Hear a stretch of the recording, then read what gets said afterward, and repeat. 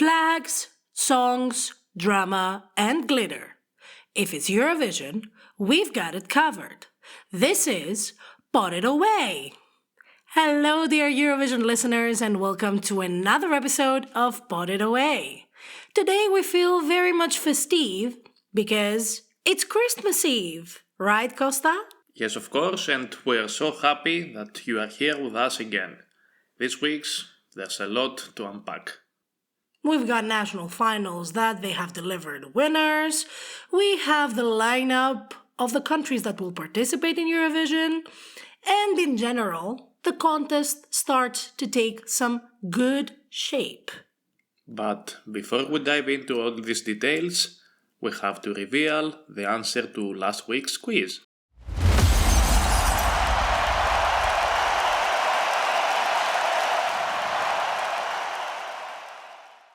Exactly. So last week I asked you which was Iceland's worst result in Eurovision history. And it was actually 2 times that they had a bad result. The same bad result.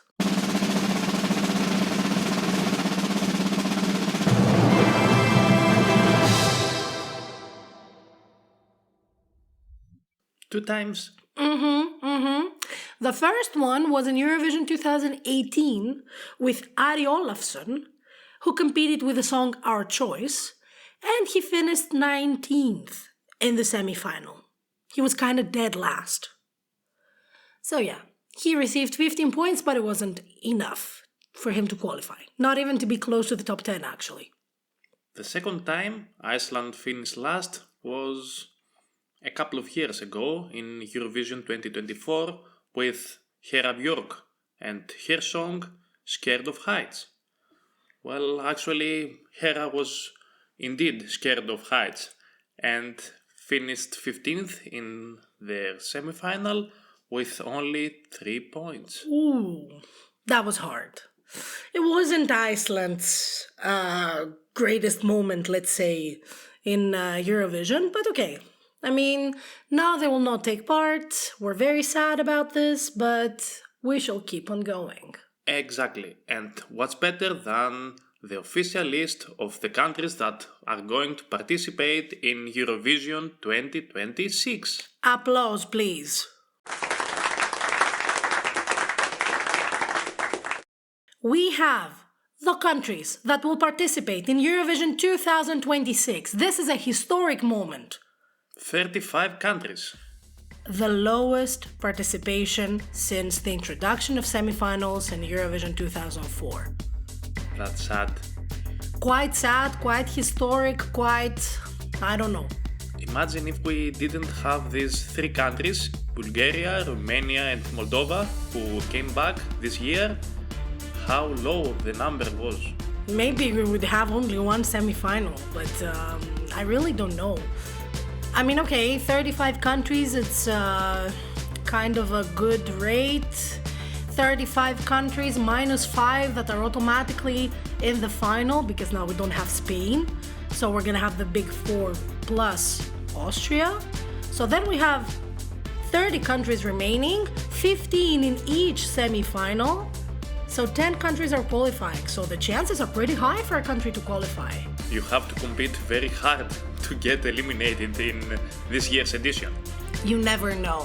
You never know what's happening because Eurovision is always unpredictable and... Do you think we'll have one very strong semi-final and another one that is quite weak? If you tell me that Ukraine and Sweden will be in the same semi-final, then yes, it will be stronger than the other.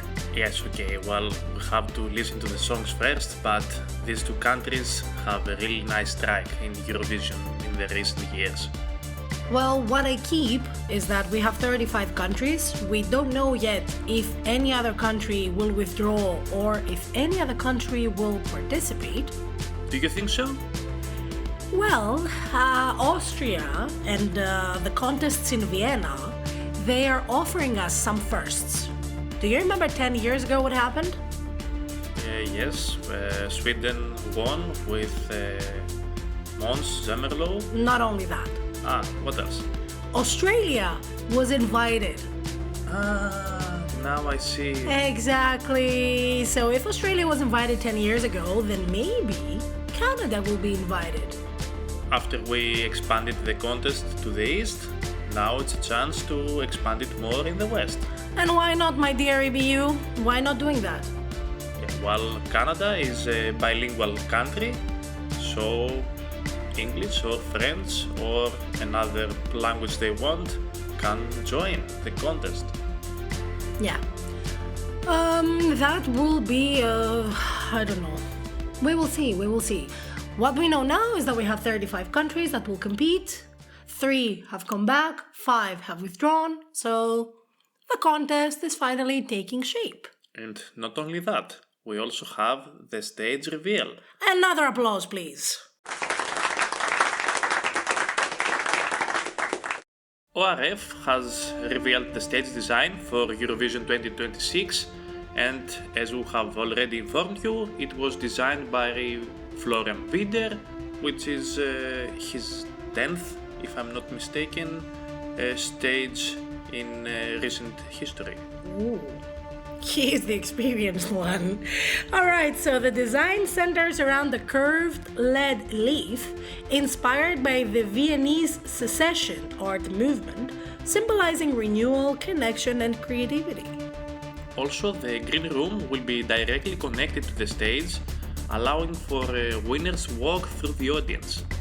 The direction will be handled by Michael Kögler and Robin Hofwander with ARRI cameras. What are ARRI cameras? To be honest, I don't know. Okay, let's ChatGPT that. And they will be used for the first time in Eurovision history, and their aim will be a cinematic concert style look. So maybe even ChatGPT won't be familiar with this technology. Or maybe he will explain to us, but then we will need to adapt it to the Eurovision standards. You know what's fancy about this year's stage? That the theme music will rework motifs from Mozart's The Magic Flute, the well-known masterpiece, Wow. composed by Dorothy Freitberger and Martin Gellner, performed by the ORF Radio Symphony Orchestra of Vienna. Wow, that's impressive, even listening to it. Imagine if we actually listened the complete piece. Or maybe there will be a space dedicated to the orchestra. Ooh. And a first step towards the return of orchestra in Eurovision. Would you like orchestra to come back? Yes, of course. I'm not so sure about this. We have seen orchestra taking place in Sanremo Festival, in Festival Kinges, and they absolutely rock. So why not in Eurovision as well? If they have composers and instrument players that are pretty talented and they can adapt to each song, then yeah. We talk about Vienna. Okay, yeah, I'm sorry, I apologize. Alright, but we have another novelty for Eurovision 2026 because ORF also confirmed a major change in the policy, which is that all official flags will be allowed provided that they meet security regulations and crowd reactions will not be censored. This includes the EU flag. I hope so. You remember what happened back in 2024? I do. Malmö? Yeah. Exactly. And the European Commission was kind of crazy about this. Yeah, Margaritis Chinas, the commissioner who was responsible about this. Yeah, he was responsible in general for the well-being of the Europeans. When he received the complaints about not being able to demonstrate the EU flag in the Eurovision arena, he sent a pretty hard letter to the EBU organizers, and he was like, guys, what are you doing? This is the flag that unites us. You cannot ban it from the competition. Exactly, it's a symbol of unity across Europe. So what's the purpose of banning such a flag? I don't know. Well, the executive producer Michael Krohn said that broadcasts will show things as they are, while programming director Stephanie Groys-Horowitz emphasized transparency and refusal to mask reality. So no more fake applause?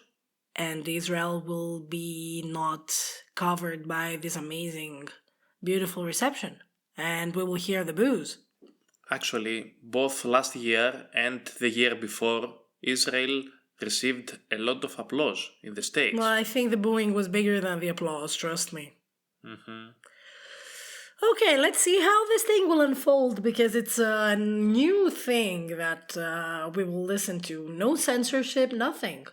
So we will actually hear the true reaction of the people who are in the stadium, you know? That's quite important. And that's gonna be quite interesting. Okay.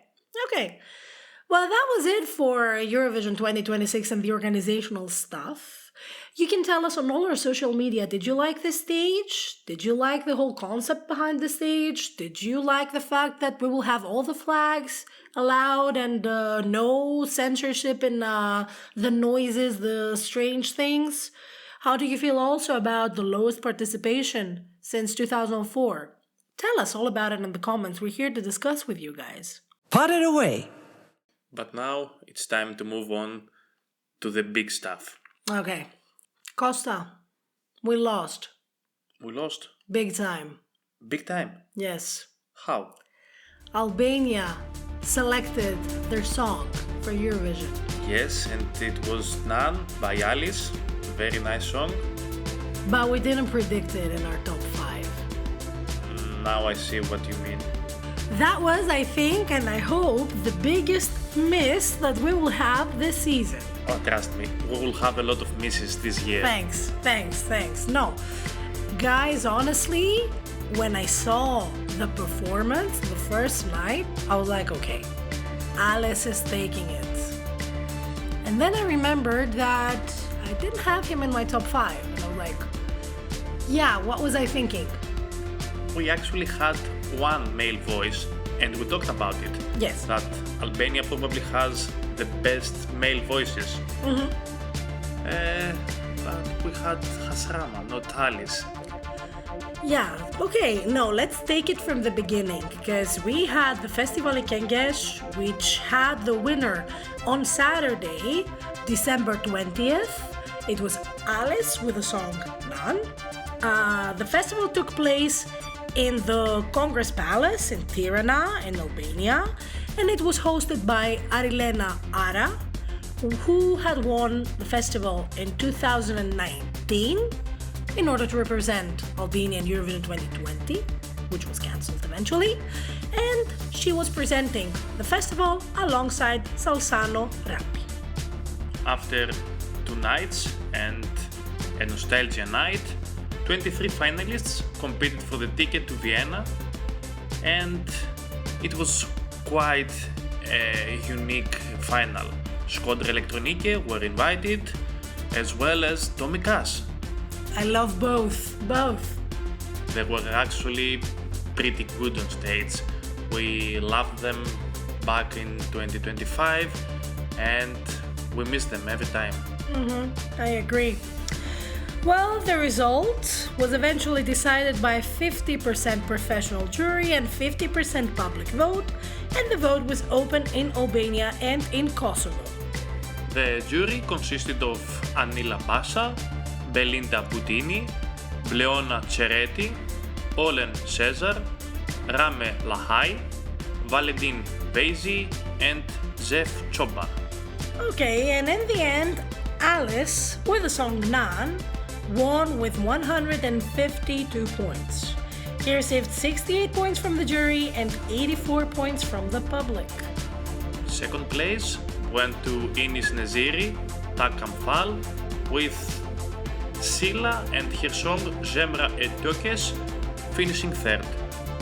And I think it's important to mention here that Alice was first both in the jury and in the televote, so that was a unanimity. Well-deserved winner.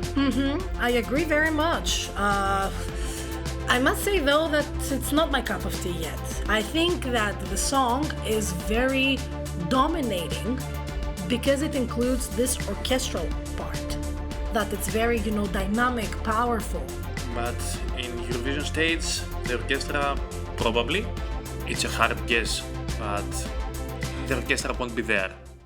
Exactly. So I think that the song might be, I don't know, lost among the other songs. Of course, it will determine, the staging, how it will be presented. Because if I see Alice with this black attire like Bono from U2, keeping, a Lucky Charm, something that he was holding in his hands, and the camera turning around him again and again, it's not in my appeal. I don't like it. I felt kind of dizzy, I must say. Yeah, okay, but imagine that the song will undergo a revamp. That's for sure, because it's Albania. Yeah, except for Albania, its duration is more than 3 minutes, I think. So definitely it will need to be a little bit shorter. And well, even last year, Shkodra Elektronike song was more than 3 minutes, but they just cut a part. They didn't revamp the whole song in order to, alter the orchestral part or the music or to make it in English or... This is something that Albania does in general. However, last year they kept the authentic nature of Zierm. And that's why they received the 5th place in televoting. And I think it's the best that Albania has received so far. Probably, yes. So Alice now, I don't know if he intends to revamp the song in general or if he just intends to cut a part of it or, just to make it shorter in duration. But I think that the song resembles a bit of Madonna's Like a Prayer. You think so? Mm-hmm.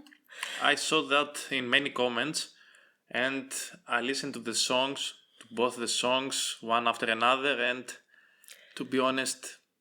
Yeah, okay, Madonna is here and Alice is here, but, could be the Like a Prayer in Albanian. I don't know. But no, in general, Costa, how did you find the festival? Did you like it? I think the production was good, no? I liked it very much. I think Arlena Ara was great as a presenter. She was very fluent in both Albanian and English. And the rhythm of the shows was pretty good, so I didn't get bored at any night. I think the direction was a bit... I don't know, the camera angles were kind of all over the place, I can say, maybe. But overall, I think it was a nice festival. And I like the fact that they still keep the orchestra and the songs that, we listen to them in audio version in the beginning when they are released, but then we get to see them performed live by the orchestra and by the artists. So that gives them another, prestige. I think Festival Genghis gets better and better every year, and this is very promising for the future. I agree. And that's nice. I mean, that was all. I'm very sad that we didn't predict Alice, and we lost big time on this. Good for Alice, but for us, but that's life. And we will be more cautious next time in our other guesses. Best of luck to Albania. We hope to meet Alice soon. And let's move to the other song that was released. It was selected, actually. Put it away. Let's move to the other Balkan country that had their national final on Sunday, the 21st of December. And we speak about Montenegro and Tamara Zivkovic, who won Montesong with her song Nova Zora. Great. Amazing choice. I loved it very much. And that's a song that we predicted. And not only that, we predicted the top 5 of the televote. Our top 5 was the top 5 of the Montenegrin televote. So congratulations. Now another round of applause. Alright, so Montesong took place in the RTCG studios in Podgorica, and it was hosted by Diana Golubovic-Pejovic, Jelena Bozovic, and Andrea Sekularac. The show featured performances from Nina Zisic, Knez, Abvorentina, Shkodra Elektronike, and Asia Djokovic, Montenegro's Junior Eurovision 2025 representative. who I must say, after the presentation of all the Montenegrin lineup, could be one of their future representations. She has an amazing voice. And the song itself was very good. Well done, Montenegro. Well yes, done. yes, exactly.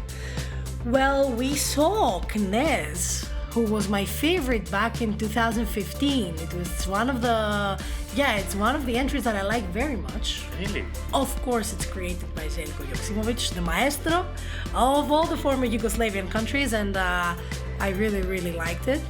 Of course, Nina Zizic, my love, my amazing queen. She performed Dobrodošli in the beginning of the show, which I loved. I loved very much. Albania and Ep.13, they were kind of, they had their own vibe, you know. Yeah, especially Albania. We hadn't had the chance to meet them in person last year because they were absent from a lot of Eurovision pre-parties. But we saw the energy there. Well, we actually saw the energy in Eurovision stage, but there the things are more orchestrated and directed in a certain way. And relaxed also, I can add. And except for their song Baller, they also performed another song with a weird title that I can't recall. No, don't pronounce it. It's safer this way. Yeah, for our own good. And it was sung in Hungarian, and it was, wow, a moment of applause for them. Okay. So the winner was chosen by a 50% jury and a 50% public vote. When it comes to the jury, that included Asia Djokovic, Shkodra Elektronike, Albania, Vladimir Grajic, a very famous composer who has sent a lot of Eurovision entries, and Nina Zizic. And the winner was, as we told in the beginning, Tamara Zivkovic with a total of 22 points, ahead of Lara Baltic with Rhythm Boy and Lana Vukcevic and George Savkovic with Temperatura. Well, we must say at this point that the jury and the public were not in exact unanimity because Tamara Zivkovic was first in the jury and second in the televote, because Lara Baltic was first in the televote, which impressed me a lot. She was the first one to compete. She performed first and she was first in the televote. Okay. I liked it.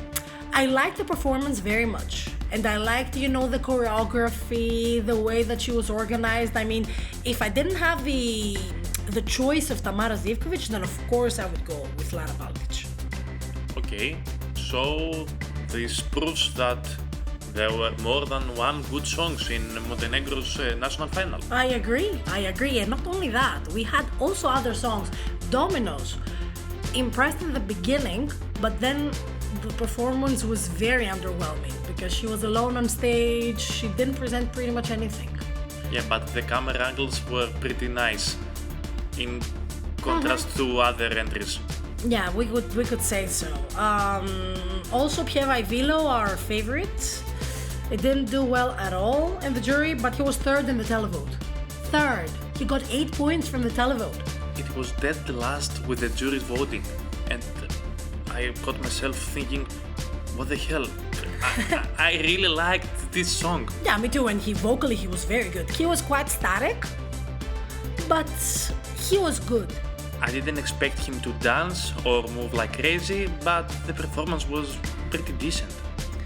Yeah, well, okay, you don't know how the juries are thinking because, okay, we mentioned the jury, the panel, so everyone was, from different countries, having a different background, so you don't know how these people vote. Apart from that, I think that it was, in general, as a show, very impressive, because we had 15 songs that competed. They were presented very well, and they had their own moments, So, and for a country that was absent some years, they came back last year, and they started organizing a national final. I think it was very well organized, and I will say congratulations to Montenegro because they served a very nice show. It it was a very nice step up from Montenegro, and well done for this. They came back and they have taken their job really seriously. And I really hope that Tamara Zivkovic will qualify to the final. I think it's a song that is qualified to the final. She was the best last night. Like, objectively, she had the package in order to go to Eurovision. Until now, we only have heard 2 songs, so we have to wait for 28 more songs to know if Tamara Zivkovic actually has the chance to qualify in the grand final or not. But from what we saw in the national final, she has a lot of chances, I think. And if you ask me, I prefer Montenegro from Albania. Me too. That's for sure. Good. Almost 35,000 votes were cast across televoting and online voting for Montenegro, so congratulations to Tamara Zivkovic, congratulations to Montenegro, and best of luck in Eurovision. Put it away! So now let's move to another neighboring country, and we talk, of course, about Moldova. Hello, Moldova. Last week we had the auditions of those 36 songs.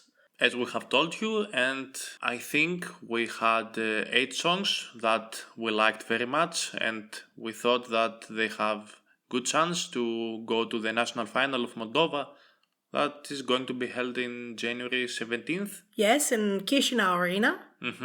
So out of the 36 artists, 16 songs qualified from the auditions that we didn't see live, did we? No. First time after 2015. Why, Moldova? Why? I like very much her auditions. Yeah, okay. We will see them in the national final. Okay. So 16 finalists that will compete for the ticket. Would you like to listen who they are? Yes, of course. Go ahead. Alright, so it's Sasha Flowers with Can't Do More, Evgenia Avramov and Alen Ivan with Foklagete, Adelisha with Alegria, Artyom Topal with Money, Pavel Orlov with Can't Say Goodbye, Ilinka Siviroveanu, Running Through the Rain, Bacho with Tata, Satoshi with Viva Moldova, Curly with Respir Liber, Diana with Doina, Emphoria with Tipare, Katie Rain with Dance and Cry, Christy Rouge with Bliss, Maxim Zavidia with Allo, Valeria with Valerian Steel Raidi Ri Didam, and Catalina Solomach with Pink Margarita. Now that I listen to the names, I think we got 5 out of 8. More than 50%. Not bad. So we're good. And our favorite is still in the race to represent Moldova in Eurovision 2026. Yay! Viva Moldova! Not another applause. Yeah, Take it okay. easy. Alright, so the producer Sergei Orlov explained the charisma, stage presence, and communication with the audience were the key factors in the selection process. Let's see if they keep these elements in their national final and they will get some votes for this. And the final, as we said, will take place on January 17th in Chisinau Arena, with the winner being decided equally by an international jury, a Moldovan jury, and the public. So we don't have many days until the national final of Moldova. And you know what else is in the same day? What? The national final of Malta. Ooh, so Super Saturday loading! Ooh. Put it away! Hopefully Austria won't have their national final in the same date. They have decided that their national final will take place on February 20th. It was a spoiler alert that I wanted to make. Why did you say it before I say it? Men. These things happen.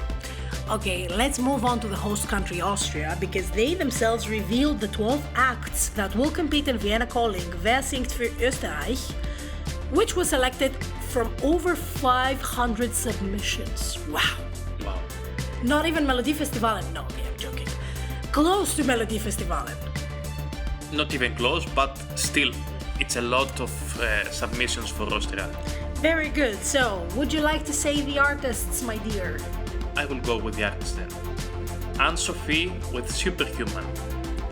Bamlak Werner with We Are Not Just One Thing.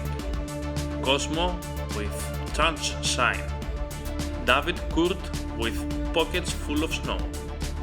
Frev with Riddle, Julia Steen with Julia, Kyla Christine with I Bren, Lena Saur with Painted Reality, Nicotine with Unsterblick, Philip Piller with Das Leben ist Kunst, Reverend Stomp with Mascalero Ranger, and Sigrid Voxy with Veni Grauhe. You see why I put him to read the Austrian names? Because he speaks German and I don't. Thank you very much. Just days after the announcement, Tamara Flores withdrew for personal reasons and she was replaced by Sigrid Voxy with the song we mentioned before, Veni Grauhe. You see, even in the host country, things like this happen. There is an internal drama, always. The final is taking place on February 20th, far away from Moldova. That's good. We said it at the same time. Good. It will be broadcasted live on ORF1 and ORF ON, and it will have a mix of jury and public voting deciding who represents Austria on home soil. And I believe that every European is interested in knowing who will represent Austria, the host country of Eurovision 2026. And I hope that it's not going to have the same luck as last year's host country, Switzerland. We will see. Put it away. Alright, I think that was it for today, Costa. We revealed a lot. We have 2 songs that have been selected for Eurovision. The stage, the participating countries, other news. But what about our quiz? We can't end our episode without the quiz. And I think it's your turn now. Okay. Put it away. How many countries took part in Eurovision back in 2004 in Constantinopolis? We need the number. And we gave you a spoiler in the episode. So you better answer correctly, okay?